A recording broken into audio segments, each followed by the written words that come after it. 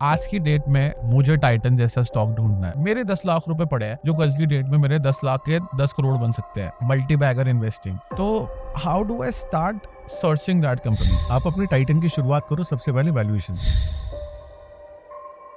आपने बोला वैल्यूएशन ढूंढो, कैसे ढूंढो वैल्यूएशन? वैल्यूएशंस का सबसे अच्छा तरीका है कि सबसे पहले आप कंपनी के बिजनेस को समझने की कोशिश करिए। आपको ऐसा कौन सा लग रहा है कि अगले 5-10 साल के लिए ऐसा सरकार कौन से सेक्टर्स को ज्यादा पुश दे रही है कि भाई इसकी हमें बहुत ज्यादा जरूरत है? और हमारा जो कंट्रीब्यूशन ग्लोबल इकोनॉमी के अंदर है वो पिछले कई 100 सालों में नहीं रहा है। Because if you want to pick कि यार मेरे लिए ये 3 sector will be a gold mine, one is, second is and the third would be how do I find that कि ये स्टॉक आगे जाके मल्टी बैगर बनेगा और ये स्टॉक अभी के लिए अंडर वैल्यू स्टॉक है? तो मुझे सारी सीक्रेट्स यहाँ देने पड़ेंगे। Yes please. So I tell you मेरा फ्रेमवर्क क्या रहता है when I start selecting a stock.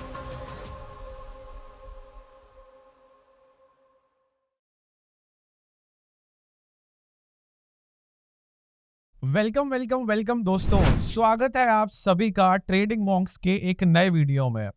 चाय एंड चार्ट्स ट्रेडिंग मॉन्क्स का एक इनिशिएटिव है जहां पे हमारी कोशिश रहती है आपके लिए बहुत ही इंसाइटफुल और सेंसेशनल कन्वर्सेशन लाने की, और उन कन्वर्सेशन से आप कुछ सीख भी पाओ। आज जो हमारे गेस्ट है वो सेबी आ रहे हैं, उनके पास 20 साल का मार्केट में एक्सपीरियंस है और आज आपको वो सिखाने वाले हैं कि आप भी अपने इन्वेस्टिंग जर्नी में अच्छे से अच्छा मल्टी बैगर स्टॉक्स कैसे ढूंढ सकते हैं। कैसे हैं राघव जी आप? Thank you Manas ji for having me here. Really excited to It's talk my to you. pleasure. You know, I am very excited to have you because हमारे चैनल पे हम लोग ट्रेडिंग के बारे में तो इतनी बात करते हैं, लेकिन हम बहुत इंट्रिग रहते हैं कि यार कोई हमें आके इन्वेस्टमेंट के बारे में ना कुछ अच्छा बता दे। सो शुरू करते हैं हम अपनी कन्वर्सेशन। मुझे सबसे पहली बात, हमको हमारे व्यूअर्स को ना एक बहुत अच्छी चीज जाननी है कि हाउ हम लोग बहुत सुनते हैं कि यार 50 पे स्टॉक लिया था, झुनझुनवाला साहब ने, दमानी साहब ने कोई 50 पे स्टॉक लिया था, 1000 पे भी आज वो होल्ड कर रहे हैं। मल्टी बैगर इन्वेस्टिंग हमारे लिए एक टर्म है। मेरे पास तो इतना दम नहीं है कि मतलब मेरे पास तो इतनी ना सोच है ना समझ है कि यार मैं 50 से कोई स्टॉक 500 तक लेके जाऊं। आपके पास वो है, तो इस सब चीजों की शुरुआत कहाँ से होती है? एक स्टॉक में अच्छा कैसे ढूंढ सकता हूँ? मानस, जैसे जिन इन्वेस्टर्स के आपने नाम लिए, इन्होंने 50 पे कभी कोई स्टॉक नहीं लिया। इन्होंने हमेशा बाई किया तो कंपनी के बिजनेस को बाई किया। राइट। इनका सारा फोकस कंपनी के बिजनेस पे रहा। जो टाइटन स्टोरी है झुनझुनवाला साहब की, बहुत ही फेमस स्टोरी है। तो मैंने उनका एक कहीं पढ़ा था, वो मेरे ख्याल से उन्हीं के शब्द रहे होंगे कि उनको क्या पॉइंट था जिससे टाइटन की तरफ वो अट्रैक्ट हुए। और उस समय 2-2.5 रुपए का वो शेयर हुआ करता था, पेनी स्टॉक था, कोई बहुत ज्यादा फेवरेट्स नहीं था, वो फेवरेट्स में से नहीं था इन्वेस्टर्स के और एनालिस्ट के। तो कौन से ऐसे पॉइंट्स थे जिनकी वजह से वो टाइटन की तरफ अट्रैक्ट हुए थे? उन्होंने बड़े सिंपल से शब्दों में कहा कि मुझे टाइटन का बिजनेस बड़ा अच्छा लगा, काफी सारी चीजें कर रहे थे, काफी सारी चीजें करना चाहते थे। फिर उन्होंने क्या करा कि वो कंपनी की फैक्ट्री पहुंच गए, वहाँ उनके ऑफिस पहुंच गए, वहाँ उन्होंने देखा कि काम भी हो रहा है, सामान आ रहा है, जा रहा है, काफी सारे एम्प्लॉइज हैं, मतलब there is a lot of buzz going around. उन्होंने कहा फिर ये इतनी कम वैल्यूएशन पे नहीं होना चाहिए जितनी मार्केट ने इस समय उसको वैल्यूएशन दे रखी है। उस वैल्यूएशन को उन्होंने बाय कर लिया। अब जब वैल्यूएशन को उन्होंने बाय कर लिया तो पहला माइंडसेट तो उनका क्या हुआ कि उन्होंने 50 रुपए का स्टॉक में खरीद के कंपनी की वैल्यू को बाय करा। अब वो बेचेंगे उसको तभी जब ये वैल्यूएशन चेंज होगी। अगर कंपनी की वैल्यूएशन चेंज ही नहीं हो रही, कंपनी अपग्रेड ही करे जा रही है या आगे ही बढ़ी जा रही है, तो उनके पास कोई रीजन ही नहीं रहा कभी उसको बेचने का, ना उन्हें उससे ज्यादा बढ़ने वाला या उसके सामने कोई और अपॉर्चुनिटी दिखाई दी, तो वो उसको होल्ड करते ही चले गए। एक पॉइंट ऐसा आ जाता है, आप जो भी स्टॉक होल्ड करते हो उसकी वैल्यू इतनी ज्यादा बढ़ जाती है, उसकी प्राइस इतनी ज्यादा बढ़ जाती है, थोड़ा सा इमोशनल अटैचमेंट भी हो सकता है, साथ ही साथ उसके इतने डिविडेंड्स आपको आने शुरू हो जाते हैं कि आपको लगता है कि ठीक है, ये तो मेरी एक बैकबोन बनी हुई है, अच्छी खासी कंपनी अच्छा खासा काम करी, तो I don't need to sell. तो आई थिंक उनकी जो होल्डिंग के पीछे जो फिलॉसफी रही है, that has been valuations and that is what I try to copy. मैं भी उसी पैटर्न को कॉपी करने की कोशिश करता हूँ कि जब तक कंपनी की वैल्यूएशंस चेंज नहीं हो रही है या मेरे सामने कोई और उससे बेटर अपॉर्चुनिटी नहीं आ रही है, तो मुझे लगता है कि मुझे इस कंपनी के अंदर पुट रहना चाहिए। तो वैल्यूएशन का पता हमको बिजनेस मॉडल देख के समझ में आता है, या हम लोग जो कंपनी सर्च कर रहे हैं उस कंपनी को चला कौन रहा है, क्या ये मैटर करता है कि यार टाइटन आज की डेट में भी उनको झुनझुनवाला साहब तो नहीं रहे अब, लेकिन उनके ऑफिस को ये लगता है कि टाइटन आज भी अंडर वैल्यूड है, इसलिए उस टाइटन को होल्ड कर रहे हैं। बिजनेस मॉडल तो कंपनी का डेफिनेटली मैनेजमेंट से डिसाइड होगा, क्योंकि मैनेजमेंट ही सारे डिसीजंस लेगा कि बिजनेस किस डायरेक्शन में जाएगा। तो क्योंकि टाइटन को उनके ऑफिस ने, उनकी फैमिली ने, और जब तक वो रहे पर्सनली उन्होंने बहुत ही नीचे के लेवल से ऊपर तक आते देखा है। तो मुझे लगता है कि जितना अच्छा टाइटन के बिजनेस मॉडल को वो समझते हैं, शायद टाइटन वाले खुद ना समझते हो, क्योंकि वो मैनेजमेंट हो सकता है चेंज होता रहता हो, उसके अंदर एग्जीक्यूटिव चेंज होते रहते हो, बट एक आदमी जिसने उसे 2 रुपये की वैल्यूएशन से कई हज़ार रुपये होते देखा हो, और जहाँ तक मैं सही कैलकुलेशन करूँ, मेरे ख्याल से 1600-1700 गुना वो मल्टीप्लाई हुआ उनके लेने के बाद। तो जितना डीपली वो उसकी वैल्यूएशन को समझते हैं, वो कंपनी के लिए खुद कई बार समझना मुश्किल हो जाता है। इन्वेस्टर का पर्सपेक्टिव काफ़ी डिफरेंट हो जाता है। तो ये जब तक उनको ये लगता रहेगा कि इसके अंदर ये वैल्यू क्रिएट हो रही है, या कंपनी अभी भी वैसा ही काम कर रही है जैसा कर रही थी, और क्योंकि उनकी इनिशियल इन्वेस्टमेंट प्राइस बहुत ही नीचे लेवल पे रही है, तो आई थिंक वो कंफर्टेबली उसको होल्ड कर सकते हैं। दूसरी बात, क्योंकि उनका वो इन्वेस्टमेंट जो शायद कभी 10-15 करोड़ रुपए का था, जो कि हमें मैगजीन्स वगैरह, बुक्स वगैरह से पता चलता है, वो अब कई हज़ार करोड़ का हो चुका है। तो अगर वो इसको निकाल भी देंगे, इसको सारा बेच भी देंगे, तो उनको दूसरी कंपनी ऐसी मिलनी मुश्किल है जिसमें वो इतना बड़ा कॉर्पस कहीं ले जाके इन्वेस्ट कर सकें, डाल पाए। It's a very good point कि इतने हजारों करोड़ रुपए की कन्विक्शन दूसरी कंपनी में लाना बहुत टफ है, लेकिन 5-10 करोड़ रुपए की अगर कन्विक्शन किसी को कंपनी में लानी है तो ये रादर इजी है। और मैं इसको क्वेश्चन को ना बेटर फ्रेम करता हूँ। आज की डेट में मुझे टाइटन जैसा स्टॉक ढूंढना है, ठीक है, मैं भी चाहता हूँ, आप भी चाहते हो, आप तो करते ही हो ये। मैं चाहता हूँ कि यार मैं भी ऐसा एक ना नेक्स्ट टाइटन ढूंढूं जहाँ पे मेरे पास मेरे 10 लाख रुपए पड़े हैं, जो कल की डेट में मेरे 10 लाख के 10 करोड़ बन सकते हैं, मल्टी बैगर इन्वेस्टिंग। तो how do I start searching that company? भाई मार्केट में 6,000 कंपनीज है, 5,000 लिस्टेड कंपनीज है, बहुत सारी छोटी छोटी कंपनीज है, मैं कैसे अपना टाइटन ढूंढूं? आप अपने टाइटन की शुरुआत करो सबसे पहले वैल्यूएशन से। कंपनी वो खरीदे जिसका बिजनेस आप समझते हैं। जरूरी नहीं कि आप वहाँ जाओ, उनके बिजनेस को देखो या उनके मैनेजमेंट से मिलो, बट ऑन बुक्स भी, ऑन पेपर्स भी, अगर आपको बिजनेस समझ में आ रहा है और आपको लगता है कि ये वैल्यूएशन इसके बिजनेस को मैच नहीं कर पा रही है, तो आपके लिए एक अच्छा स्टार्टिंग पॉइंट रहेगा। उसके बाद अगर 1000 गुना हमने उसको होते देखना है या 1500 गुना होते देखना है, तो वहाँ तक उसको होल्ड भी करना पड़ेगा। और जब वो 20 साल तक आप इन्वेस्टमेंट होल्ड करोगे, या कोई भी इन्वेस्टर होल्ड करेगा, तो बीच में बहुत सारी फ्लक्चुएशंस आएंगी, बीच में बहुत सारे वॉर्स भी होंगे, टैरिफ्स भी आएंगे, पॉलिटिकल चेंजेस भी होंगे। उस वोलेटिलिटी की आदत भी डालनी पड़ेगी। अगर इस वोलेटिलिटी से घबरा जाएंगे तो काफ़ी पहले ही उसमें से एग्जिट हो जाएगी। तो अगर वैल्यूएशंस को बाय करा जाए, जब तक वैल्यूएशंस नहीं चेंज हो रही, होल्ड किया जाए, वोलेटिलिटी की आदत डाली जाए, और थोड़ा सा ये सोच के चला जाए कि अगर मैं इस इन्वेस्टमेंट को बेच करके कहीं और लगाना चाहूँगा, तो क्या मेरे पास इससे बेटर कोई अपॉर्चुनिटी है, तो आपको सेलिंग का डिसीजन और आपके सिलेक्शन प्रोसेस सारा काफ़ी सिंप्लीफाई हो सकता है। अब आपने 3 पॉइंट के बारे में बात किया, मैं ना इन तीनों पॉइंट को ना मैं स्ट्रेच करना चाहता हूँ, ठीक है। हाउ, आपने बोला वैल्यूएशन ढूंढो, जी, कैसे ढूंढूं वैल्यूएशन? वैल्यूएशंस का सबसे अच्छा तरीका है कि सबसे पहले आप कंपनी के बिजनेस को समझने की कोशिश करिए। ठीक है, प्राइस को बिल्कुल भूल जाइए। प्राइस पे भी मैटर नहीं करता, ध्यान ही नहीं देना है। प्राइस 5 रुपए का है, 5 लाख रुपए का शेयर है, मुझे फर्क नहीं कोई पड़ता। फर्क नहीं पड़ता इस बात से। ठीक है, फर्क पड़ेगा कंपनी के बिजनेस से। कंपनी का ठीक है। बिजनेस जिस सेक्टर में भी, जिस सेगमेंट में भी कंपनी काम करती है, आप अगर उस सेक्टर को, सेगमेंट को समझ सकते हो, उसमें आगे बढ़ सकते हो, और आप अच्छी तरीके से इस बात का अंदाज लगा सकते हो कि आने वाले 5 से 10 सालों में ये सेक्टर कहाँ जाएगा। अभी कंपनी को भूल जाते हैं, कंपनी के बारे में एकदम फोकस करने की जरूरत नहीं, ठीक पहले है। तो सेक्टर को समझ लीजिए कि आने वाले 10 सालों में सेक्टर कहाँ जाएगा। अगर आपको ये दिखाई देता है कि बिना किसी हेडविंड के ये सेक्टर आगे चलेगा, अच्छी स्ट्रॉन्ग टेलविंड्स हैं, पॉलिसी सपोर्ट है, प्लस अगर हम सोसाइटी की या जनरल पब्लिक की बात करें तो उनके बीच में इस सेक्टर की ग्रोथ की डिमांड भी है। फॉर एग्जांपल जैसे ऑटो एंसिलरी सेक्टर है, केमिकल सेक्टर है, या रिन्यूएबल एनर्जी सेक्टर है, या ओवरऑल जो पावर सेक्टर है, एनर्जी सेक्टर है, तो इसमें नीड भी है, डिमांड भी है, और पॉलिसी सपोर्ट भी है। कोई ऐसी स्ट्रॉन्ग हेडविंड्स नहीं है। अगर कोई हेडविंड्स होंगी तो कंपनी स्पेसिफिक हो सकती है, सेक्टर स्पेसिफिक कोई हेडविंड्स नहीं है। तो ये एक अच्छा स्टार्टिंग पॉइंट है कि 10 साल के लिए आपके सामने एरिना खुला हुआ है, आप इसमें आराम से प्ले कर सकते हैं। क्या इन सब चीजों से, इन सब सेक्टर के ग्रोथ में ये भी फर्क पड़ता है कि सरकार कौन सा सेक्टर सपोर्ट कर रही है? सरकार से तो सारा ही फर्क पड़ता है, क्योंकि सारा गवर्नमेंट फर्क की पड़ता पॉलिसी है जो किसी सेक्टर को बनाएगी या बिगाड़ेगी, तो सरकार से तो सारा फर्क पड़ता है। ठीक है, इसके अलावा अगर गवर्नमेंट पॉलिसी सपोर्ट नहीं करेगी तो कोई भी सेक्टर ग्रो नहीं कर सकता, चाहे वो कितना ही अच्छा सेक्टर क्यों ना हो। और ऐसा हमने पहले भी देखा है कि पॉलिसी शिफ्ट्स की वजह से, या किसी सेक्टर में अगर इंटरनली कोई हेडविंड्स डेवलप हो गई, तो वहाँ से वो सेक्टर पूरे के पूरे खत्म हो गए, और कुछ सेक्टर्स जो पहले नहीं चलते थे वो काफ़ी स्ट्रांगली आगे चलने शुरू हो गए। तो गवर्नमेंट की पॉलिसी चेंजेस जो रहते हैं, पॉलिसी सपोर्ट रहता है, उसके बाद सेक्टर से आप सेटिस्फाई हुए, then you come to the company. जिस कंपनी में भी आप रिसर्च करना चाहते हैं, जिस पर्टिकुलर मार्केट कैप रेंज में भी आप रिसर्च करना चाहते हैं, उसमें रिसर्च करके उस तरह की कंपनीज को कुछ सिमिलर कंपनीज को, सिमिलर साइज की कंपनीज को सिलेक्ट करके, और जो सिमिलर बिजनेस करती हैं वहाँ से आप उनके अंदर थोड़ा और डीप डाइव करेंगे। फाइनेंशियल्स को तो देखना ही पड़ेगा definitely. What is the your preferred company का साइज, कि कंपनी का साइज इससे बड़ा नहीं होना चाहिए तभी ये मल्टीबैगर बन सकता है, और पोटेंशियल भी होनी चाहिए? मेरे लिए तो I am a small cap micro cap investor, तो जो मेरे लिए मैक्सिमम, जो मेरी प्रेफर्ड रेंज है सबसे पहले तो दैट इज 1000 to 3000 करोड़ की अगर कंपनी है, और अगर 1000 करोड़ से कम है तो I call it a micro cap. हालांकि ऐसी कोई डेफिनेशन है नहीं, लेकिन अगर 1000-3000 करोड़ से तो I am very comfortable with this. Even 1000 crore of turnover of market cap, ठीक है। even up to 5000 is okay, and the maximum range is 10,000 crores. 10,000 crore से ऊपर की कंपनी का बहुत बड़ा मल्टीबैगर बनना अगर मैं जस्टिफाई कर सकता हूँ अपनी रिसर्च के हिसाब से तो इट्स ओके। अदरवाइज जनरली ऐसा नहीं होता है, क्योंकि कंपनी का साइज उसकी रेट ऑफ ग्रोथ को काफी हद तक डिफाइन कर देता है।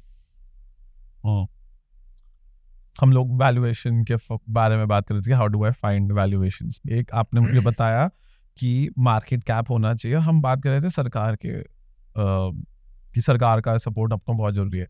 तो इसमें I would like to add one thing, आपको ऐसा कौन सा लग रहा है कि अगले 5-10 साल के लिए ऐसा सरकार कौन से सेक्टर्स को ज्यादा पुश दे रही है कि भाई इसकी हमें बहुत ज्यादा जरूरत है, और बजट का बहुत सारा फंड भी इन सेक्टर्स में जा रहा है? आई थिंक इंडिया इस समय जिस जगह पोजीशनड है इकोनॉमी में, और हमारा जो कंट्रीब्यूशन ग्लोबल इकोनॉमी के अंदर है वो पिछले कई 100 सालों में नहीं रहा है, बिकॉज हमारे जो भी प्रॉब्लम्स रही हैं पिछले काफ़ी टाइम से, उन सब प्रॉब्लम से हम आगे आने की कोशिश कर रहे हैं, और इस समय हम एक मेजर कंट्रीब्यूटर ग्लोबल इकोनॉमी में और ग्लोबल ग्रोथ के अंदर बन चुके हैं। तो ये तो चलिए पोजीशनिंग की बात है कि हम 3rd लार्जेस्ट हैं या 4th लार्जेस्ट इकोनॉमी है, हम कब 3rd लार्जेस्ट बनेंगे, कब हम उसके ऊपर जाएंगे। बट आज की डेट में इंडिया को इग्नोर करके किसी भी इकोनॉमी के लिए आगे बढ़ना इतना ईजी नहीं है। उसका एग्जाम्पल हमने पिछले कुछ महीनों के अंदर भी देखा है, जो भी टर्मोइल्स रहे हैं। तो इंडिया का ये जो पोजीशनिंग है ग्लोबली, ये इन्वेस्टर्स को, जो इंडियन मार्केट में इन्वेस्टर्स हैं, उनको एक स्वीट स्पॉट में ले आती है, क्योंकि हम तभी तेजी से आगे बढ़ सकते हैं जब ज्यादातर सेक्टर्स हमारे आगे बढ़े। इस समय इंडिया अपनी ग्रोथ के उस फेज में कि हम बहुत ज्यादा चूजी नहीं है, मतलब गवर्नमेंट को अगर आप देखोगे तो गवर्नमेंट बहुत ज्यादा चूजी नहीं है सेक्टर्स को लेकर के। हालांकि इतना जरूर है कि डिफेंस हमेशा से प्रायोरिटी रहेगा।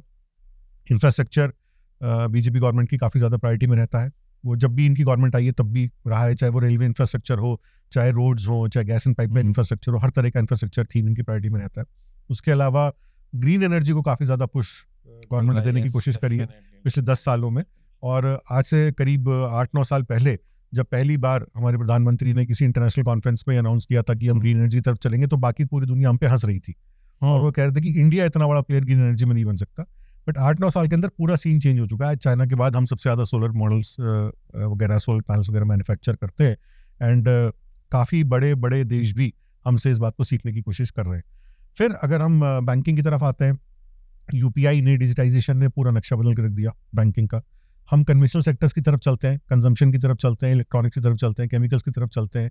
ज़्यादातर सेक्टर्स अपने मेरे ख्याल से बिगेस्ट एक्सपेंशन फेज को क्रॉस कर रहे हैं। If you want to pick कि यार मेरे लिए ये 3 sector will be a gold mine, आपके वो 3 सेक्टर कौन होंगे? 10-15 तो हमें पता है जी, I will be very clear, वो 3 सेक्टर कौन से होंगे? If you want to hand pick कि यार मुझे इसमें से 3 सेक्टर चाहिए जो 10x 15x होने का इतना सा भी पोटेंशियल रखते हैं ना, तो मैं उसमें बेट करना चाहूंगा। One is solar sector, solar renewable theme के अंदर जो सोलर सेक्टर आता है, सोलर सेक्टर इज।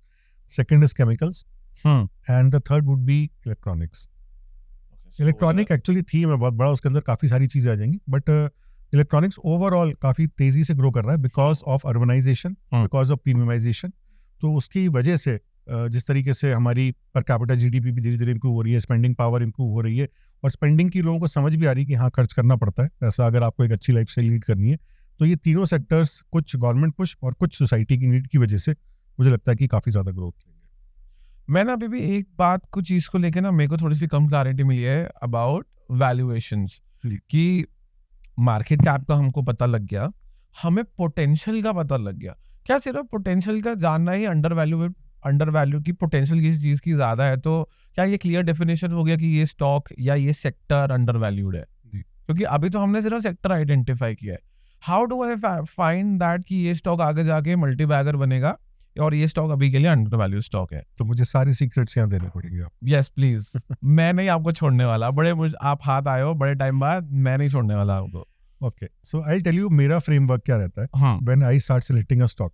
तो अब हम चाहे टॉप डाउन अप्रोच पे चले चाहे बॉटम अप अप्रोच पे चले, हम एक कंपनी के पास पहुंच गए। वो कंपनी सबसे पहले मैं देखूंगा उसकी मार्केट कैप क्या है। अगर वो मेरी प्रेफर्ड मार्केट कैप रेंज में आ रही है 1 से 3,000 आ रही है तो वो मेरे लिए ब्लू चिप है, मेरी ब्लू चिप है, वो मेरे लिए काफी अट्रैक्टिव है और मैं उसको आसानी से नहीं छोड़ूंगा जब तक मैं पूरी R&D उसकी ना करूं। ठीक है। फिर द नेक्स्ट स्टेप और द नेक्स्ट पैरामीटर जो मेरे लिए which is a deal breaker, अगर ये नहीं है तो आगे नहीं जाऊंगा मैं, that would be date.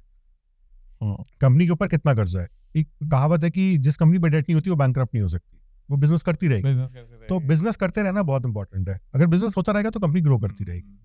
Date एक डील ब्रेकर होगी। डेट अगर उसके मार्केट कैप और सेल्स के प्रोपोर्शन में नहीं है और नेसेसरली पाइल अप हो रही है, बिजनेस को उससे कोई फायदा नहीं हो रहा, तो मेरे लिए डील ब्रेकर है। The next is revenue.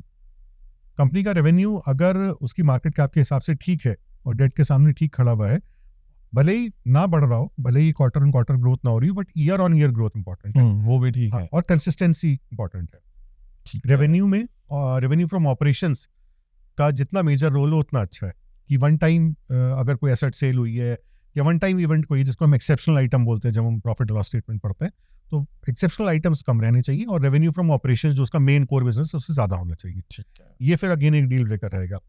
यहाँ अगर ये 3 डील ब्रेकर्स, पहली मार्केट कैप, दूसरी डेट और तीसरा रेवेन्यू अगर हमने क्रॉस कर लिया, अब हमारे आते हैं जनरल फैक्टर्स। जनरल फैक्टर्स मेरे लिए होते हैं नेट प्रॉफिट मार्जिन्स होते हैं, मेरे लिए कंपनी की बुक वैल्यू होती है, मेरे लिए कंपनी के एसेट्स होते हैं, उसके पास रिजर्व्स कितने हैं, मेरे लिए फिर कंपनी की ग्रोथ पी ग्रोथ रेशियो जो होता है, पीजी रेशियो जो होता है जी। और उसके बाद मैं पी रेशियो भी देखना पसंद करता हूँ। पी रेशियो से मुझे कंपनी की प्रेजेंट वैल्यूएशन का आइडिया लगता है।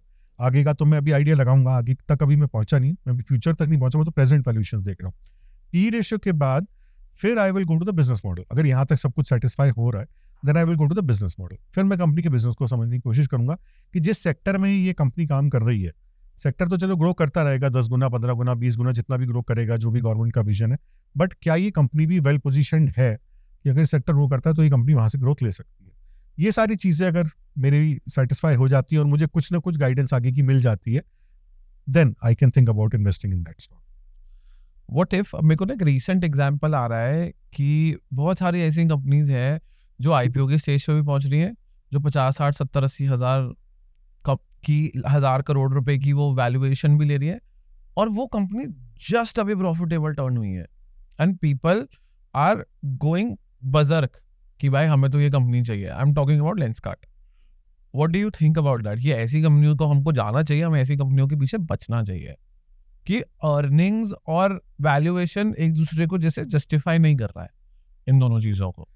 आई थिंक जैसे कि जब आप मल्टीबैगर स्टॉक सिलेक्ट करते हो तो वहां पे भी आप अर्निंग और वैल्यूएशंस का ही कंपैरिजन देखते हो। ऑफ कोर्स ये जस्टिफाई नहीं हो रहा, तब आपको लगता है कि वैल्यूएशन कम है, अर्निंग ज्यादा हो रही है, तो आप उसमें कॉल लेते हो कि ये कहीं ना कहीं गड़बड़ है, तो ये आगे चल के अच्छी अपॉर्चुनिटी बन सकती है। तो आपके लिए रेड फ्लैग्स क्या है? इसका फ्लिप साइड है लेंसकार्ट, कि वहां पे भी अर्निंग्स और वैल्यूएशंस एक दूसरे को मैच नहीं कर रही, बट उल्टी तरीके से। वैल्यूएशंस बहुत हाई दी हुई है और अर्निंग्स उस तरीके से नहीं है। और जैसे कि आपने कहा कि अगर वो रिसेंटली प्रॉफिटेबल कोई कंपनी हुई, पिछले काफी साल से लॉस में चल रही थी, तो अचानक से कोई फ्रेंजी क्रिएट होने का उसमें रीजन तो नहीं समझ में आता। प्लस अगर उस सेगमेंट में कोई और या सिमिलर सेगमेंट में कोई और कंपनी काम कर रही है और उसके पी रेशियो के हिसाब से या उसकी वैल्यूएशन के हिसाब से वो एक बहुत ही एक्सॉर्बिटेंट पी पे या एक्सॉर्बिटेंट वैल्यूएशन पे लाई जाती है, तो मुझे नहीं लगता कि कोई जल्दबाजी करने की जरूरत है। ऐसे स्टॉक में हम वेट कर सकते हैं, थोड़ा सा देख सकते हैं कि वैल्यूएशंस पहले जस्टिफाई होनी शुरू हो जाए। और अगर मेनली मुझे लगता है कि ऐसे में इन्वेस्टमेंट फोमो की वजह से होता है।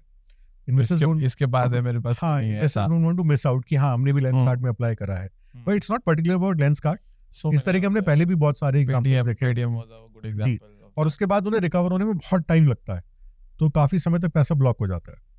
आई थिंक वैल्यूएशंस को ही वेटेज देनी ज्यादा इंपॉर्टेंट है। दूध पेटीएम का कहानी 2000 का स्टॉक मतलब लगभग 300-400 तक को छू के आ गया था, and people are going mad कि भाई हमें तो ये तो चाहिए चाहिए चाहिए। सो ठीक है, सो आपके लिए इन सिनेरियो में what would be the major red flags? कि तो मुझे प्राइस, अर्निंग्स, रेवेन्यू और वैल्यूएशन में ज्यादा डिफरेंस नहीं होना चाहिए, इन दोनों को जस्टिफाई होना चाहिए। इसके सिवा कि यार ऐसे कौन से पैरामीटर्स हैं कि अगर आपको ये दिख जाते हो आप उस स्टॉक को हाथ भी नहीं लगाते?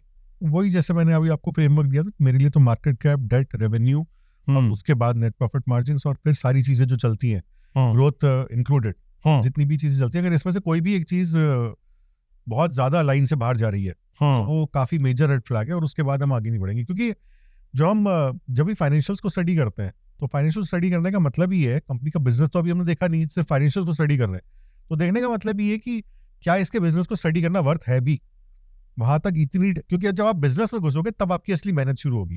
फाइनेंशियल तो आपको सामने दिख रहा है, पका पका है, लेकिन जब आप बिजनेस एनालाइज करना शुरू करोगे असली मेहनत आपकी तब शुरू होगी, तब आपका दिमाग में शुरू होगा, तब आप उसकी इन्वेस्टर प्रेजेंटेशंस निकालोगे, आप उस सेक्टर के बारे में पढ़ोगे, किसी एजेंसी ने कोई रिपोर्ट दी है सेक्टर ग्रोथ के बारे में, इंडियन इकोनॉमी के साथ उसको ओवरलैप करोगे, असली मेहनत तब शुरू होगी। तो अगर यहीं पे कोई प्रॉब्लम है तो आपको उस मेहनत पे जाने की जरूरत ही नहीं है, तो आप पहले इनको अपने लिस्ट से साइड कर देंगे। कभी कभी इसमें गलत डिसीजन भी हो सकता है, आई एम श्योर, ऐसा नहीं हो सकता कि नोबडी इज परफेक्ट, तो इसमें गलत डिसीजन हो सकता है, but it is always better to और ऑन दिस साइड।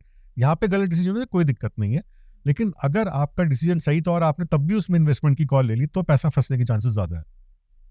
ठीक है, अब इस सिनेरियो में ना, फॉर एग्जाम्पल मेरे पास राघव जी, मेरे पास ना 10 लाख रुपए है and I want to create कि यार I want to set up myself for success, कि मैं गलत से गलत, बुरा सा बुरा और मेरी किस्मत भी खराब, मैं ऐसे स्टॉक उठा लेता हूँ कि यार कि अब मुझे पता है यार ये अब खराब है, लेकिन स्टिल मैंने इतना दिमाग उन स्टॉक्स के अंदर लगाया हुआ है, if I keep holding them I know that ये 10 के मैं आने वाले 5, 7, 10 साल में मैं इसके 10 के 50 या 60 या 70 मैं कर लूंगा। अब ये 10 लाख का जो बाइफर्केशन है, अब 10 के 10 लाख मैं एक स्टॉक में तो नहीं डाल दूंगा, वो गैमलिंग हो जाएगी। अब मैं ये 10 लाख को आप कैसे प्लेस करते हो कि जरूरी नहीं हर स्टॉक सही हो, जैसे आपने अभी कहा कि गलती होती है, ठीक है। अब how do you set up yourself for success, कि यार मेरा 4 स्टॉक गलत भी हो गए ना, मेरे को सिर्फ 2 चाहिए, 2 मल्टीबैगर बनने की जरूरत है और मेरे 10 के 40 हो जाएंगे, 10 के 50 हो जाएंगे। इसके लिए डाइवर्सिफिकेशन बहुत इंपॉर्टेंट है। Yes. आपने जैसे 10 लाख रुपए का एग्जांपल लिया, तो 10 लाख जो आपने एग्जांपल लिया बड़ा जबरदस्त एग्जांपल है, क्योंकि मुझे लगता है बहुत सारे इन्वेस्टर्स इस कैटेगरी में आते हैं जिनके पास 10 लाख के आसपास का कैपिटल होता है और वो इन्वेस्ट करना चाहते हैं। पहला इंपॉर्टेंट रूल मेरे लिए जो है कि जितने भी स्टॉक्स मेरे इस 10 लाख के पोर्टफोलियो में होंगे, ये मेरा एक पोर्टफोलियो है, हो सकता है मेरे 10-10 लाख के और पोर्टफोलियोज हो, बट मेरे लिए जो 10 लाख का पोर्टफोलियो है इसमें जितने भी स्टॉक्स होंगे वो सिमिलर मार्केट कैप के होंगे। ऐसा नहीं हो सकता कि मेरे पास एक तो 2000 करोड़ की मार्केट कैप का स्टॉक है और उसी पोर्टफोलियो में मेरे पास एक 2 लाख करोड़ की मार्केट कैप का स्टॉक है, क्योंकि ये दोनों एक दूसरे को बैलेंस आउट नहीं कर पाएंगे। तो इसलिए सबसे पहले तो सिमिलर मार्केट कैप्स में जाना बहुत इंपॉर्टेंट है उस पोर्टफोलियो के लिए। दूसरा, जितने भी स्टॉक्स उस पोर्टफोलियो के अंदर होने चाहिए, सबके अंदर इक्वल पोटेंशियल होना चाहिए ऊपर जाने का, नीचे भी सबके अंदर इक्वल पोटेंशियल होता है जाने का, लेकिन कोई भी सकता है, लेकिन ऊपर जाने का भी इक्वल पोटेंशियल होना चाहिए जी। वो तब आएगा जब आपने सारे स्मॉल कैप्स बना रखे हो या सारे मिड कैप्स ले रखे हो। उसके बाद जो बेस्ट तरीका है सारे रिटेल इन्वेस्टर्स के लिए अपने आप को किसी भी तरह के लॉस से बचाने का एक पोर्टफोलियो में, वो है कि हम सब स्टॉक्स में इक्वल अमाउंट इन्वेस्ट करें। हम किसी भी स्टॉक को कम या ज्यादा ना होने दें अपने पोर्टफोलियो के अंदर, उसका साइज या उसकी एलोकेशन बिगड़ने ना दें, पोर्टफोलियो को बैलेंस करके रखें। फिर किस में कितना इन्वेस्ट करना ये बहुत इंपॉर्टेंट हो जाता है, तो वो किसी भी स्टॉक में 3 या 4% से ज्यादा एलोकेशन नहीं होनी चाहिए। ओके, अगर ऑफ द कैपिटल, अगर 10 लाख रुपए 4% हो गया 40,000 रुपए, 30 to 40,000 is the maximum allocation जो आप करोगे, तो उस हिसाब से अपने आप 25 to 30 स्टॉक्स आपके पोर्टफोलियो में आ जाएंगे। तो 25-30 के आसपास हमारे पास होनी चाहिए, इतने तो होने ही चाहिए आपके पास। 25-30 स्टॉक्स सेम साइज के, सेम पोटेंशियल के साथ और सेम अमाउंट सबके अंदर इन्वेस्टेड है। इतने मिल जाते हैं मार्केट में 25-30 स्टॉक एक साथ खरीदने की जरूरत नहीं, मतलब आपको जरूरी नहीं एक साथ है। अगर आपको कहीं से कोई पोर्टफोलियो है जो बना बनाया मिल रहा है, वो तो एक बात अलग है, अदरवाइज धीरे धीरे आप उसको इन्वेस्ट कर सकते हो।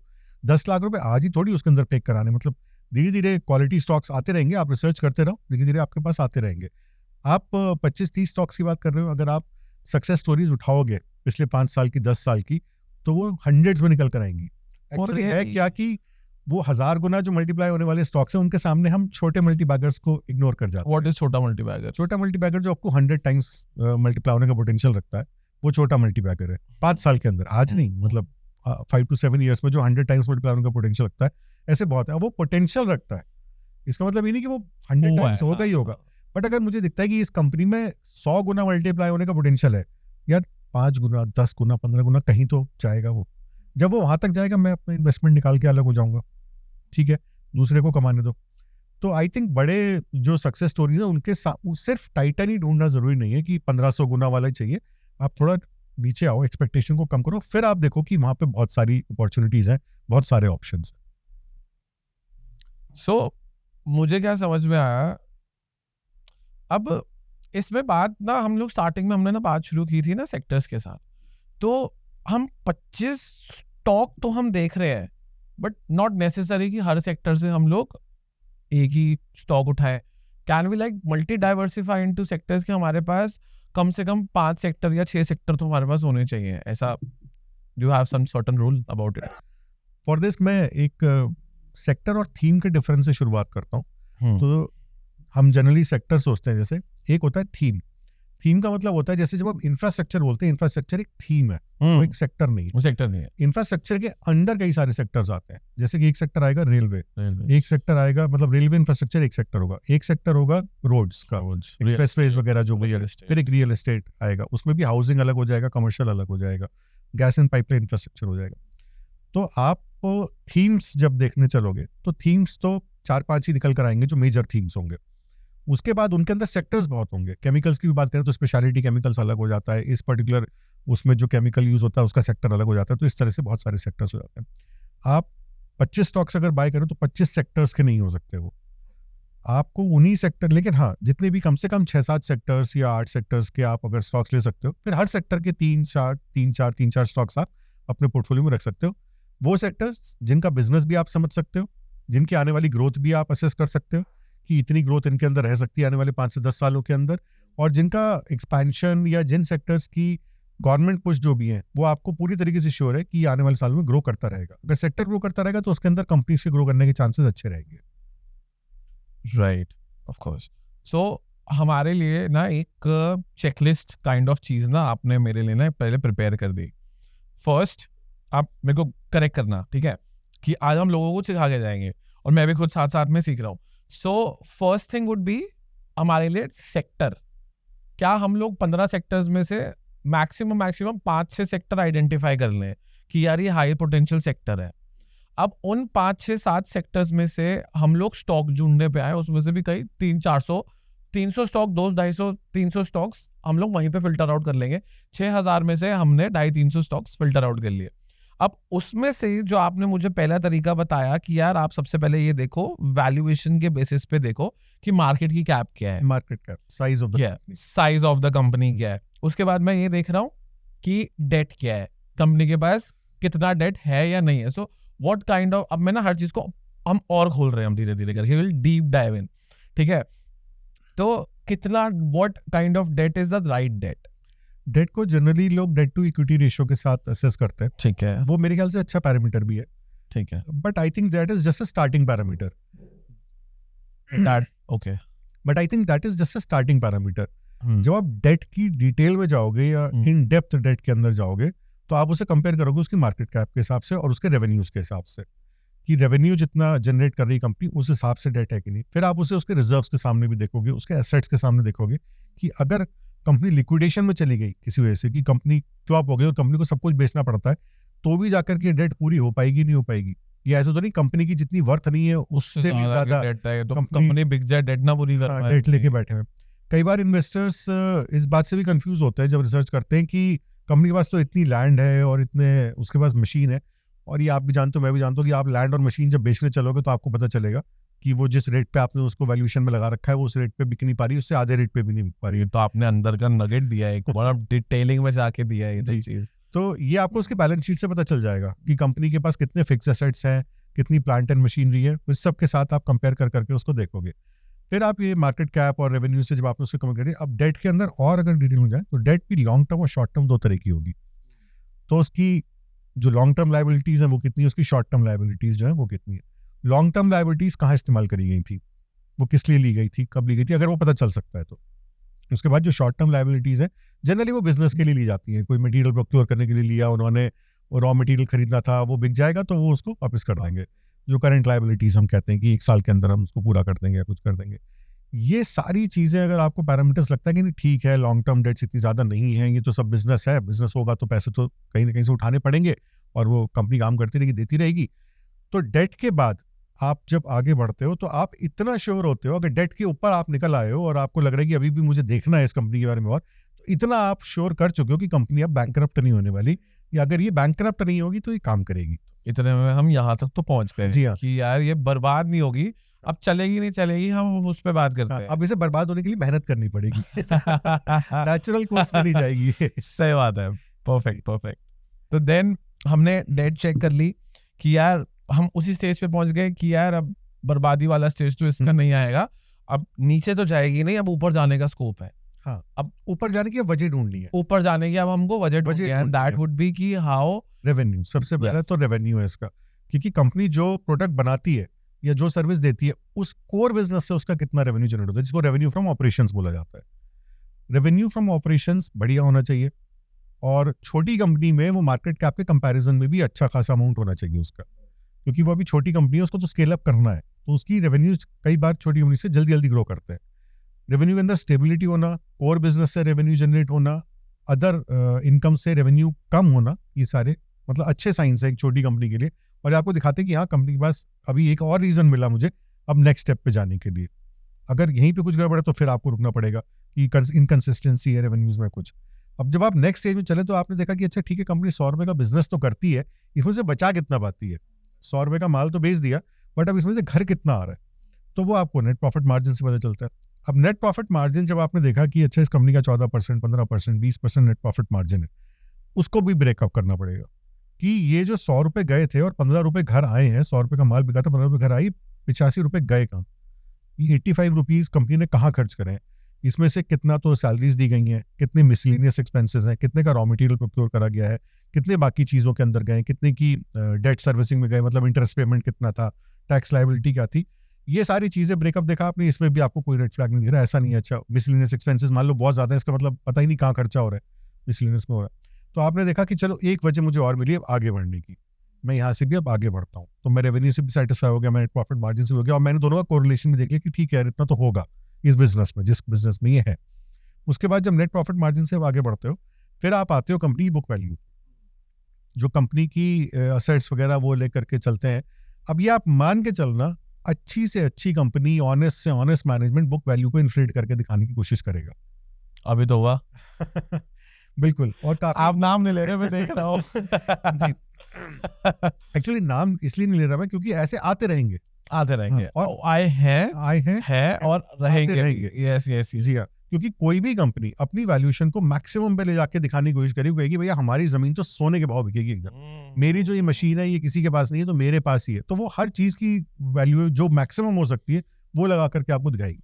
तो वो बुक वैल्यू मुझे लगता है कि वो रियलाइजेबल बुक वैल्यू की बजाय वो मैक्सिमम बुक वैल्यू जो कंपनी अचीव कर सकती है।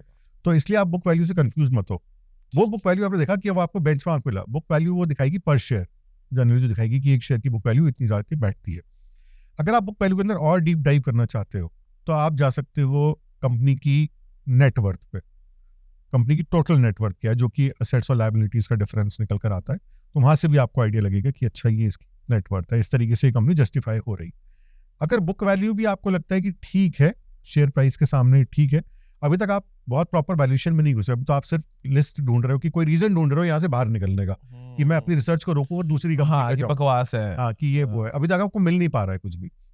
तो क्या इस चीज में पेसिमिस्टिक सोच हेल्प करती है? बिल्कुल बिल्कुल, नेगेटिव होके ही देखना है आपको, रीजन ढूंढना है यहाँ से बाहर निकलने का, उस रिसर्च को रोकने का, नेक्स्ट कंपनी पे जाने का, वहां लगातार रीजन ढूंढते रहना। अगर आप ऑप्टिमिस्टिक होके चले तो आप पहले मन बना के चुके हो कि भाई मैं तो लेना ही है, भी कुछ दिखेगा तो मैं ले बी नेगेटिवली बायस्ड, रिसर्च करते समय बिल्कुल नेगेटिवली बायस्ड, फाइनेंशियल्स में तो पूरी तरीके से। Very good loved it. उसके बाद जब आपने देखा कि नहीं बुक वैल्यू भी मुझे वो रीजन नहीं दे पा रही कि मैं यहाँ से निकलूं, तब हम क्या करते हैं, अब चलते हैं कि इसका पी रेशियो जो हम देखते हैं ये वैल्यूएशंस के लिए, और उसको ग्रोथ के साथ देख लेते हैं, जिसको हम पीईजी रेशियो बोलते हैं। तो अब आप कंसिस्टेंटली देख रहे हो पीईजी रेशियो नहीं सही चल रहा, 1 के ऊपर चल रहा है, या ग्रोथ तो कंपनी ले नहीं रही, यहाँ पे आपको लगता है थोड़ा बहुत शायद मुझे कुछ रीजन मिल रहा है रोकने का, बट ये अब एब्सोल्यूट रीजन नहीं हो सकता क्योंकि आप बहुत सारे चेकलिस्ट से आगे आ चुके हो। आप बहुत सारे चेक पॉइंट्स गुड पॉइंट के आगे एक बैड पॉइंट, ठीक है चलो। यहाँ पे पहला आपको कुछ वो मिला, और अगर वो भी नहीं मिला आपको तो ठीक है, फिर तो आप आगे बढ़ते जा रहे हो।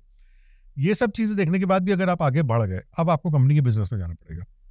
अब आपको कंपनी के प्रोडक्ट्स के बारे में जाना पड़ेगा, उसकी सर्विस में जाना पड़ेगा, एग्जैक्टली उस प्रोडक्ट की मार्केट वैल्यू है क्या, एग्जैक्टली वो प्रोडक्ट। जैसे अगर मैंने बात करी स्पेशलिटी केमिकल्स की, स्पेशल आपने देखा कोई आपको रिसर्च मिली कहीं से कि इंडिया का स्पेशलिटी केमिकल मार्केट एक एक्स रेट ऑफ परसेंटेज से ग्रो करेगा in the next 5 years, in the next 7 years, in the next 10 years। अब वो स्पेशलिटी केमिकल मार्केट से आप हो गए, अब वो प्रोडक्ट, वो पूरा स्पेशलिटी केमिकल्स का तो पोर्टफोलियो नहीं होगा उसके पास, कोई 2 या 3 वो प्रोडक्ट बनाते होंगे। अब उस केमिकल के अंदर चले जाइए, वो केमिकल कहाँ इस्तेमाल किया जाता है, उसका एंड यूज किस जगह हो रहा है, एंड यूज इंडस्ट्री कहाँ से, क्योंकि अगर मैं माल बना रहा हूँ तो मुझे किसी को तो बेचना है। वो जो कंपनी या वो जो इंडस्ट्री मेरा माल खरीद रही है वो कब तक खरीदेगी, उस इंडस्ट्री की ग्रोथ कितनी है। जी हाँ, अगर वो इंडस्ट्री ग्रो करती रहेगी तो मेरा माल भी बिकता रहेगा। प्लस ये जो प्रोडक्ट ये बनाते हैं, इसके सामने इस प्रोडक्ट के कॉम्पिटिटर्स कौन, कंपनी का नहीं, प्रोडक्ट का कॉम्पिटिटर कौन है। ये प्रोडक्ट रिप्लेस तो नहीं हो जाएगा कल को। अगर ये प्रोडक्ट ही रिप्लेस हो गया तो ये बनाएंगे क्या, और बनाएंगे तो बेचेंगे किसे, क्योंकि मान लो कोई सस्ता सब्स्टिट्यूट हो गया। हालांकि इसका सारी बातें नहीं पता चल सकती, बट फिर भी आपके ना इसी बात से मुझे एक कंपनी याद आ रही है कि जैसे हमने इथेनॉल ब्लेंडिंग वगैरह बहुत फेमस अभी चल रही है, और हम उसी स्टेज में हम लोग आगे 2021 में बहुत ज्यादा पॉपुलर हुई थी ये चीज। इसके बारे में ना, इसके बारे में तो जब इथेनॉल बनना जहाँ पे था, अब इथेनॉल बनने के लिए भी ना आपको इक्विपमेंट्स और सो कॉल्ड ना बर्तन चाहिए, आपको बड़े बड़े इक्विपमेंट्स चाहिए। तो उसकी एक कंपनी थी प्राज इंडस्ट्रीज। भाई इथेनॉल वाला बड़ा ही बड़ा, लेकिन प्राज इंडस्ट्रीज टर्न 5x। तो ये कोरिलेशन आपने निकाला। अब आपको सारे ग्रीन फ्लैग्स मिलते जा रहे हैं, तो अब आपको कोई रीजन नहीं मिल रहा है यहाँ से। अब आप ज्यादा पेसिमिस्टिक नहीं रह पाओगे, तो अब आप देखोगे। फिर आप चलते हो कि ये वापस थोड़ा सा अब आप फाइनेंशियल्स पे जाओगे। जब आपने देख लिया कि ठीक है प्रोडक्ट भी अच्छा चल रहा है, वापस जब आप थोड़ा सा फाइनेंशियल्स पे जाओगे, आप देखोगे कंपनी अभी इतना बिजनेस कर रही है, इतनी मार्केट कैप है, इतना इसमें डेट है, ये तो आगे बढ़ा सकती है, इसके पास इतनी कैपेसिटी पे ये काम कर रही है। और अगर साथ में मैनेजमेंट ने कोई ऐसी कमेंट्री दी हुई है अपनी किसी भी इन्वेस्टर प्रेजेंटेशन में कि हमारा मन है बढ़ाने का, अपने आप को एक्सपैंड करने का, हम कोई ग्रीन फील्ड एक्सपेंशन लाना चाहते हैं, नई फैक्ट्री डालना चाहते हैं, कहीं पे कुछ करना चाहते हैं, तो सोने पे सुहागा है। तो आपको समझ में आता है कि यार ये तो आगे चल के 5 साल में तो बिल्कुल आगे 100 गुना मल्टीप्लाई हो सकती है। 100 तक तो मैं रुकूंगा नहीं, 5-10 तो मुझे दी जाएगी। तो I think this is a good investment. इस तरीके से आप उसको एनालाइज करें। मैनेजमेंट की कन्विक्शन कितनी इंपॉर्टेंट है? मैनेजमेंट की कन्विक्शन तो 100% इंपॉर्टेंट है, क्योंकि करना सब कुछ उसी ने, मैंने और आपने तो बस इन्वेस्ट करके बैठ जाना है। उसके बाद तो पूछना हाँ भाई क्या जी, हाँ वो बोर्ड रूम में तो नॉन ही रोज जाना है, और 3 महीने में एक बार आएंगे वो आपके सामने कॉन कॉल पे, और बात खत्म। तो मैनेजमेंट जब तक अपने वादे पूरे नहीं कर रहा तब तक तो प्रॉब्लम है। लेकिन अगर आप इतने सारे चेक पॉइंट से आगे बढ़ गए हो तो मैनेजमेंट कहीं ना कहीं अपने वादे पूरे कर रहा होगा। फिर आप जाओगे इन्वेस्टर प्रेजेंटेशंस में भी जाओगे, एनुअल रिपोर्ट्स में भी जाओगे, काफी सारी चीजों में जाओगे, तो आपको पता चलेगा कि हाँ ठीक है, मैनेजमेंट जो बोलता है वो अपने वादे भी पूरे करता है। और अगर ये सारी चीजें ओके टू गो हैं और मैनेजमेंट भी अपने वादे पूरे कर रहा है, then I think it's a very good investment call. And इसके बाद स्टॉक सिलेक्ट कर लिया हमने, ये सारे पॉसिबल चेकलिस्ट हमने ले ली। In my opinion this is perfect. मतलब एक अच्छी कंपनी ढूंढने के लिए यही सब कुछ है। आपको पता है कि मैंने आपसे आधे घंटे की बातों में मैंने एक मास्टर क्लास ले लिया आपसे, मल्टी बैगन मास्टर क्लास,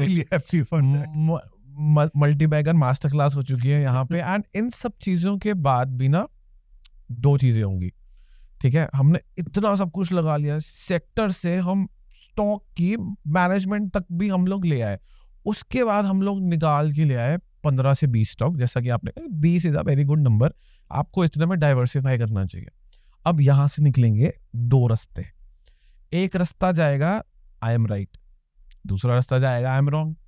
अब इन 2 सिनेरियो में हम एक एक करके दोनों सिनेरियो की बात करते हैं। हम पॉजिटिव लोग हैं, आप ऑप्टिमिस्टिक लोग हैं। हम लोग बात करते हैं कि हम लोग इतने सब मेहनत करने के बाद हम लोग सही हो गए। अब क्या, हाउ डू आई रीइवैल्यूएट? सही और गलत होना अनस एक ही सिक्के के दोनों पहलू हैं। आप दोनों होंगे, बिल्कुल माना जी, प्रॉफिट और लॉस में एक ही सिक्के के 2 पहलू हैं। तो आप गलत होंगे, सही भी होंगे, सही भी होंगे, गलत होंगे, इंडिविजुअली कुछ भी नहीं होने का इसमें। अब जब आप बात करते हो प्रॉफिट लॉस की, तो मतलब आपको क्या करना है, अपने पोर्टफोलियो में प्रॉफिट लॉस रेशियो अपने कंट्रोल में रखना है, अपने फेवर में रखना है बेसिकली, कि ठीक है मेरा हर स्टॉक नहीं चलेगा बट मेरा पोर्टफोलियो लॉस में नहीं जाना चाहिए। जब आप क्रिएट करोगे एक लार्ज कैप पोर्टफोलियो, आपका सारा फोकस किस चीज पे होगा, अपने लॉसेस को कम रखने पर। क्योंकि एक लार्ज कैप कितना ग्रो करेगा, 10%, 12%, 15% की जो उसकी ग्रोथ रेट रहती है, कंपनी जिस रेट से ग्रो कर रही है उसी रेट से वो स्टॉक ग्रो करेगा। किसी भी लार्ज कैप में अंडर वैल्यूड होने का तो कोई मतलब ही नहीं होता, क्योंकि वो सब इन्वेस्टर्स को पता है उसके बारे में, तो इसलिए सारी इन्फॉर्मेशन उसकी पब्लिक में है। जितने चैनल्स वो क्रिएट कर सकते थे वो कर चुके हैं और वो अपने बिजनेस के सैचुरेशन पे काम कर रहे हैं।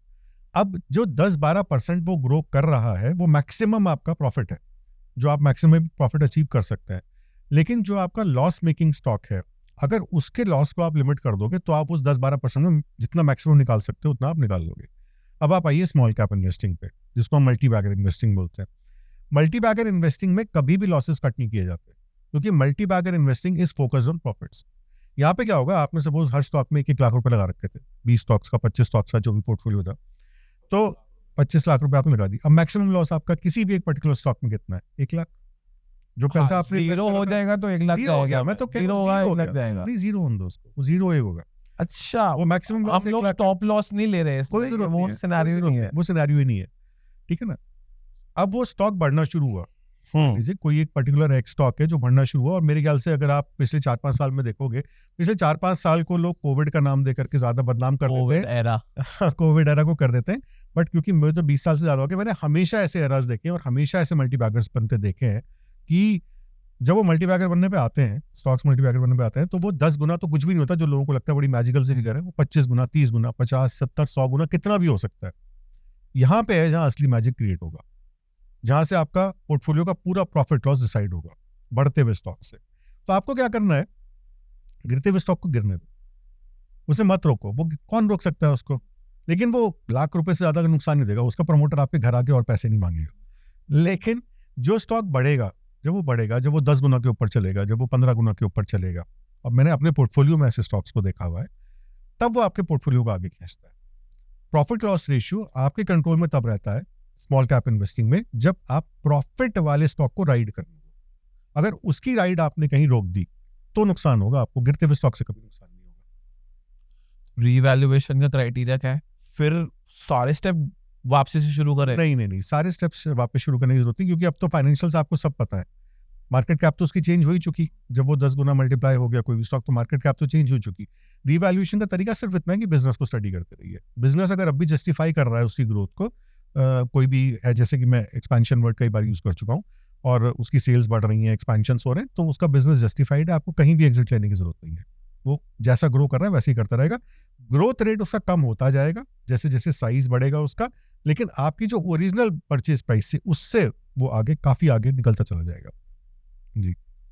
सो राघव जी, अब हमने ना मतलब अपने आप को सक्सेस के लिए ना सेटअप कर लिया है, डाइवर्सिफिकेशन, सेक्टर, कितना पैसा कहाँ पे, इतने सारे पैरामीटर्स हमने देख लिए, पेसिमिस्टिक सोच भी रख ली, सब कुछ कर लिया। अब मुझे कितना स्टूपिड होने की जरूरत है कि भाई मैं इस बात का ध्यान रखूं कि मैं इसको भी अब मैसअप कर दूं? पॉसिबल है? बिकॉज बहुत सारे पोर्टफोलियोज तो यही कहते हैं। इन्वेस्टिंग में लॉस लेना, मुझे ऐसा लगता है कि आदमी को ना बहुत इंटेलिजेंट होना पड़ेगा, बहुत दिमाग लगाना पड़ेगा, तब जाकर के कहीं वो इन्वेस्टिंग में थोड़ा बहुत लॉस ले सकता है। क्योंकि मुझे कोई तरीका नहीं पता कि इन्वेस्टिंग में नुकसान कैसे होता है। अगर आपने इतनी चेकलिस्ट क्रिएट करने के बाद कोई पोर्टफोलियो बनाया है और वो पोर्टफोलियो 4-5 साल के अंदर लॉस में चला जाता है, दिस इज ट्रूली कमेंडेबल। जितना आपको मेहनत करनी पड़ती है एक ट्रेडिंग में प्रॉफिट कमाने के लिए, उससे 10 गुना ज्यादा मेहनत आपको करनी पड़ेगी इन्वेस्टिंग में लॉस लेने के लिए। अगर शर्त बस इतनी है कि रिसर्च बेस्ड पोर्टफोलियो होना चाहिए पूरा का पूरा। आपने स्टेप्स फॉलो पूरे करिए, स्टेप्स अगर आपने पूरे फॉलो करे, अगर आप पिछले 10 साल में देखोगे तो 10 साल में इंडिया की इन्वेस्टिंग जर्नी काफी बार चेंज हुई है। सब बड़ा कुछ देखने को मिला है।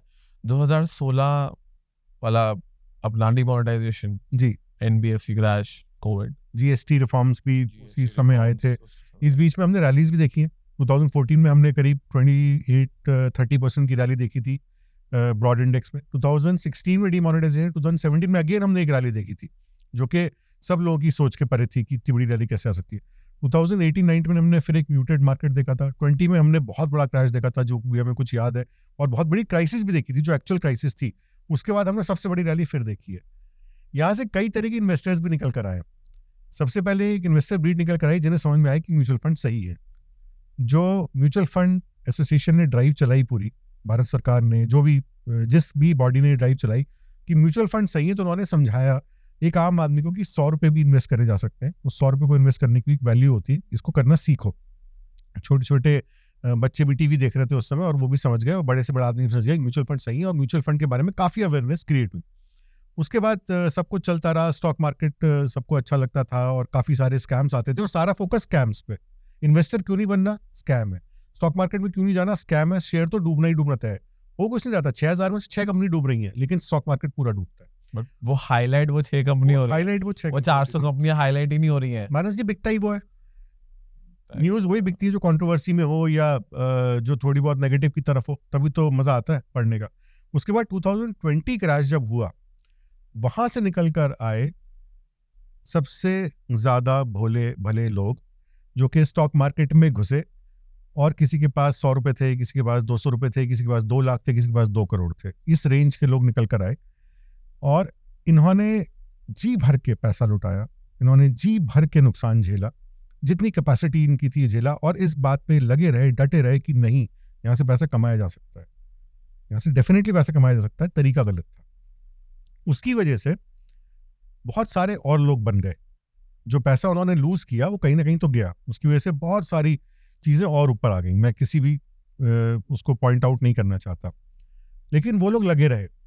बहुत देर में आते आते गवर्नमेंट के इनिशिएटिव्स भी आए, रेगुलेटरी बॉडी ने भी उस बात को काफ़ी पुश करा कि भैया रुक जाओ, कहीं तो रुको यार, ऐसे नहीं होता है, जिस तरीके से आप चल रहे हो ये रास्ता इतना ईजी नहीं है और इस तरीके से नहीं चला जा सकता।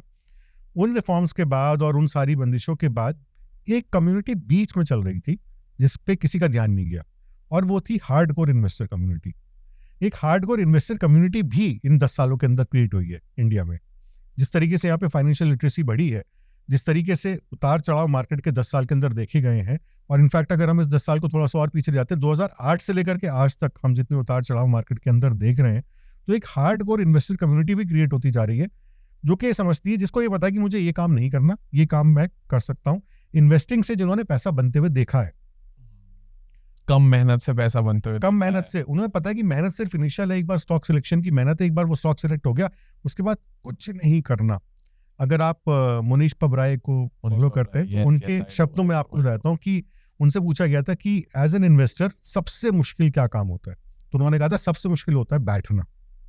कह रहा है एक बार मैंने स्टॉक खरीद लिया, then I don't have to do anything, I just have to sit on my back. उन्होंने बैक वर्ड यूज नहीं करा था, उन्होंने कोई और वर्ड यूज करा था, I have to sit on my back, and that is the most difficult job to do for an investor. कि 10 साल तक बिना करे कैसे बैठ जाओगे? शेयर खरीद नहीं रहे, बेच नहीं रहे, कैसे इन्वेस्टर हो आप, कैसे ट्रेडर हो?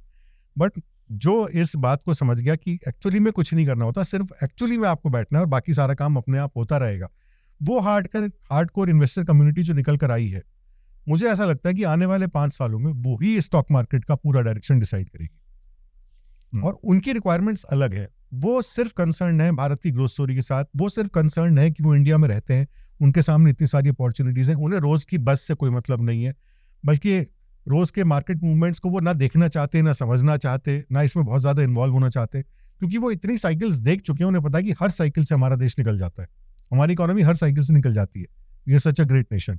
और वो है जो लोग ट्रूली बिलीव करते हैं इंडिया की ग्रोथ स्टोरी के अंदर। लेकिन 2020 के बाद ये कम्युनिटी तो जमनी, साथ में जमे वो ट्रेडर, और हम आज की डेट में देख रहे हैं 91% of the trader are in losses, but 0% investor are in losses. But still इतना बड़ा इन्वेस्टिंग और ट्रेडिंग में इतना बड़ा गैप क्यों है? 2000 जब तक सेबी ने रेगुलेशंस नहीं लगाए थे कि भाई हम मार्जिन हटा रहे हैं, इंटरडे लेवरेज हटा रहे हैं, वीकली एक्सपायरी हटा रहे हैं, इंडिया दुनिया का सबसे बड़ा सट्टेबाज देश था। लेकिन इन्वेस्टिंग में कभी हम लोग काउंट क्यों नहीं करते? Why does government need to वो ड्राइव चलाने की फिर से ज्यादा जरूरत है क्या? हाँ, इन्वेस्टिंग अवेयरनेस ड्राइव मुझे लगता है कि चलाने की बहुत ज्यादा जरूरत है। जैसे म्यूचुअल फंड सही है, वैसे इन्वेस्टिंग भी सही है। और म्यूचुअल फंड भी एक तरह की इन्वेस्टिंग ही है। इन्वेस्टिंग ये इनडायरेक्ट इन्वेस्टिंग है, आप फंड मैनेजर के थ्रू स्टॉक मार्केट पे इन्वेस्ट कर रहे हो, वहाँ पे वो लोग आपके लिए पोर्टफोलियो क्रिएट कर रहे हैं, उसकी यूनिट्स आपको दे देते हैं, आप इनडायरेक्टली इन्वेस्ट ही करते हो डिफरेंट उसके अंदर थ्रू सम। बट ट्रेडिंग मुझे लगता है एक ऐसा चस्का है कि जब तक हाथ नहीं जलेंगे तब तक आप उस चीज को छोड़ नहीं पाओगे, और उसके अंदर लॉसेस ही हैं जो आपको सिखा सकते हैं। श्योर। और मैं ना आजकल ना इन्फ्लुएंसर्स को ना मैं बहुत बड़ा रोल देना चाहूंगा कि जिस चीज पे रीलें बननी शुरू हो जाती है ना, जिस स्टॉक पे या जिस आईपीओ पे या जिस स्कीम पे रील्स वायरल होनी शुरू हो जाती है ना, वो कैसे ना पब्लिक आई में, पब्लिक ईयर में ना आना शुरू हो जाता है। और बहुत सारे इन्फ्लुएंसर्स बहुत सारी ऐसी रील्स बनाते हैं कि इसमें आपने 1990-80 में 1 लाख रुपए लगाए होते, आज आपके पास 4,400 करोड़ रुपए होते। हाँ बिल्कुल, मैंने भी वीडियो बनाया था इसके ऊपर, विप्रो के केस स्टडी पे मैंने भी वीडियो बनाया था। Yes perfect, Wipro case study. Wipro की केस स्टडी है कि 1980 में अगर किसी ने 10,000 उसमें लगाए होते तो आज वो 2,000 करोड़ से ऊपर होते। अब ये सुनने में तो बहुत अच्छा लगता है, बट बात हो रही है बहुत अच्छा है, लास्ट 45 ईयर्स की बात हो रही है, और हम 45 मिनट्स मैं तो देखता रहता हूँ, and no offence to anyone, but मैं देखता हूँ काफी सारे जो चार्ट पैटर्न्स जैसे स्टडी होते हैं, 1 minute candle, 3 minute candle, 5 minute candle, आप 45 मिनट 45 ईयर्स में तो पता नहीं कितने मिनट होंगे, तो कितनी कैंडल्स आप लगाओगे, कितनी मोमबत्ती आप जलाओगे। लॉन्ग टर्म इन्वेस्टिंग जो होती है वो it is purely based on the growth story of your country. अच्छा, हमने बात करी 45 साल में, जैसे यही जो विप्रो की केस स्टडी है, बट उसमें किसी ने भी डिविडेंड्स कैलकुलेट नहीं करे। वो डिविडेंड्स जो उस शेयर होल्डर को मिलते रहे वो भी हंड्रेड्स ऑफ करोड़ में पहुंच चुके हैं। तो ऐसा कुछ नहीं कि उनको मिला नहीं कुछ भी बीच बीच में। और अगर आप टाइटन की भी बात करोगे, राकेश झुनझुनवाला की इन्वेस्टमेंट बात करोगे, तो जहां तक मुझे लगता है उन्होंने भी बीच में शेयर जरूर बेचे होंगे किसी न किसी चीज के लिए, कुछ और इन्वेस्टमेंट के लिए किया होगा। हाँ, कुछ ना कुछ तो उन्होंने डेफिनेटली किया होगा। ऐसा कोई भी इन्वेस्टर नहीं होगा जो अंधा बिल्कुल ही आंख बंद करके उसको होल्ड करे। तो जब जरूरत पड़ती है आप पैसा निकाल भी सकते हो, बाकी आपकी डिविडेंड इनकम भी एक लेवल पे इतनी हो जाती है कि आपको जरूरत नहीं पड़ती। बट आज की डेट में पॉसिबल है वो राकेश झुनझुनवाला सक्सेस स्टोरी या राधाकिशन दमानी सक्सेस स्टोरी जो बने ही सिर्फ स्टॉक मार्केट से है? क्या मैं बन सकता हूँ? स्टॉक मार्केट से कोई भी बन सकता है, बट या तो आपके पास शुरू में इतना कैपिटल हो कि आप इन्वेस्ट करके बैठ गए हो और उसके बाद आप अपना खर्चा पानी आराम से अपना लाइफस्टाइल लीड कर सकते हो। अदरवाइज आप अपना काम करिए, जो भी काम आप करते हो करिए। और जहां तक सवाल आए कि क्या इस तरह की सक्सेस स्टोरी यहाँ निकलना पॉसिबल है, तो जिस समय आई विल रीफ्रेज, क्या मैं बन सकता हूँ अनदर राकेश झुनझुनवाला की सक्सेस स्टोरी? क्या मेरी सक्सेस स्टोरी हो सकती है आज की डेट में? बस इतना जानना चाहता हूँ from vast experience guy like you, क्योंकि मैं आपके पीछे हूँ, मैं आपसे 20 साल पीछे हूँ।